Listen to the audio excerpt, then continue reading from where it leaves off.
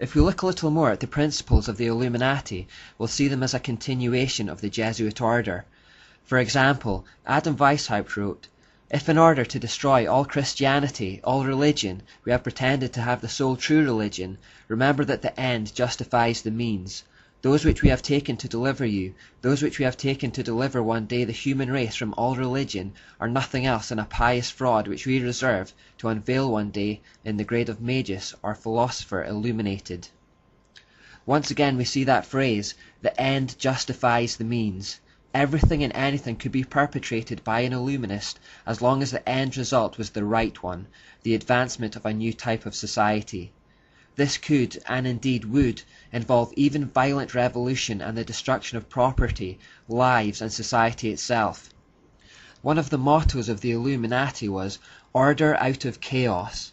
The idea was that they'd introduce chaos in the forms of wars, fighting, and distrust, and then, having created it in the first place, step in to offer their own self-serving solutions which people would clamber to accept.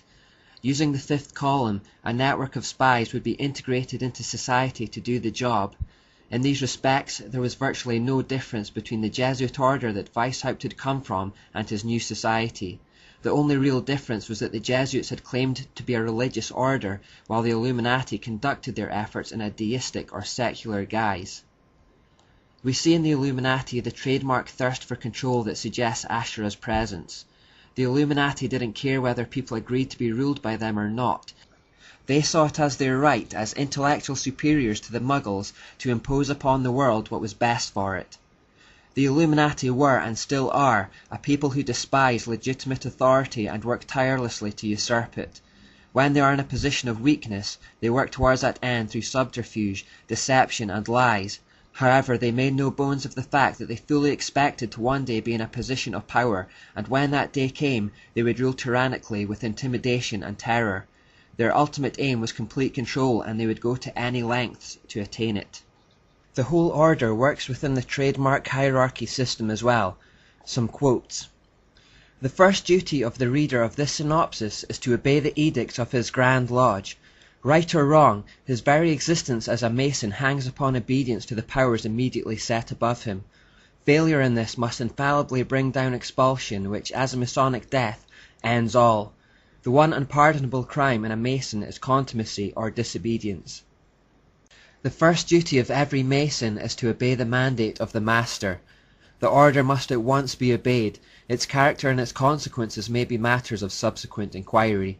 The Masonic rule of obedience is like the nautical imperative: obey orders even if you break owners."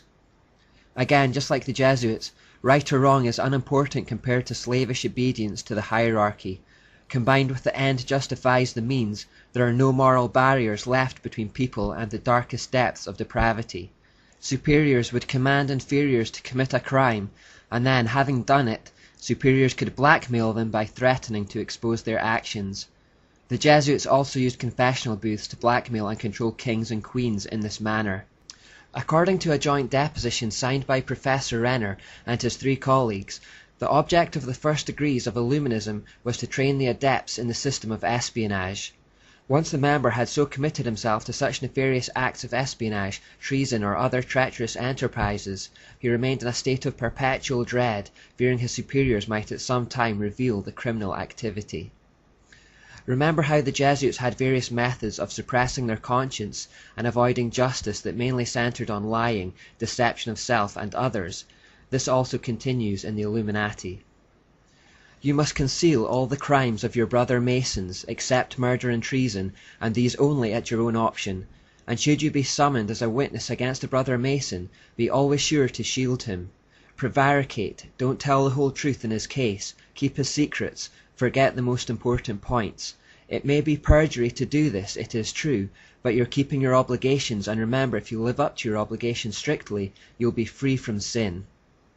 As for the Ashura or Jezebel trait of intimidation, when a brother reveals any of our great secrets, whenever, for instance, he tells anything about Boaz or Tubal-Cain or Jachin or that awful Mahabone, or even whenever a minister prays in the name of Christ in any of our assemblies, you must always hold yourself in readiness, if called upon, to cut his throat from ear to ear, pull out his tongue by the roots, and bury his body at the bottom of some lake or pond.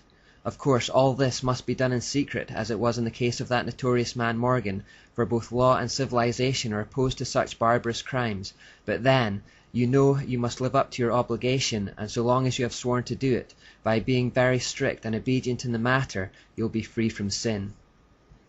What I've aimed to do in the last few parts is to show that through Freemasonry, Satan didn't abolish his plans in the Enlightenment, he merely changed tack and perpetuated his mysteries under a deistic or secular guise. The words of Weishaupt explaining the purpose of his order give it away. He said it was for illumination, enlightening the understanding by the sun of reason, which will dispel the clouds of superstition and of prejudice. We haven't seen language like that for a while, but the source of this enlightened understanding is the sun, and we know that the sun represents Baal. So the usual themes are all here: deception, control, total obedience to the hierarchy, and esoteric knowledge from the sun. In order to conceal the true meaning and nature of their society, Freemasons, like all occultists, make frequent use of symbols to communicate hidden ideas in plain sight. Having come this far in our study, we should now be equipped to decode these symbols when we see them, and so that's what we'll look at next.